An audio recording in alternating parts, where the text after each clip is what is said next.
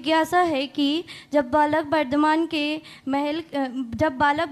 के महल के ऊपर निकलने से दो रिद्धिधारी मुनियों की जिज्ञासा का समाधान हो जाता है, तो फिर भी वह उनके दर्शन के लिए क्यों नहीं गए थे? और उस महल में ऐसी कौन सी शक्ति थी जिस कारण से उनके निकलने मात्र से उनकी जिज्ञासा का समाधान हो जाता है?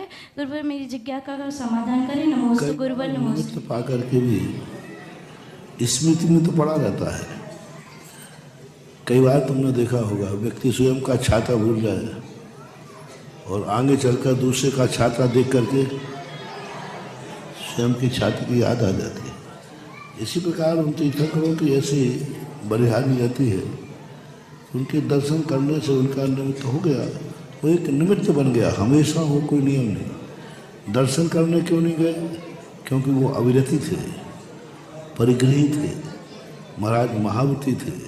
महावृत्ति आवृत्ति का दर्शन नहीं करता, महावृत्ति अविवृत्ति की वंदना नहीं करता, क्योंकि बड़ी तीर्थंकर हैं लेकिन वो बालक अवस्था में ग्रस्त में थे, असैमी थे।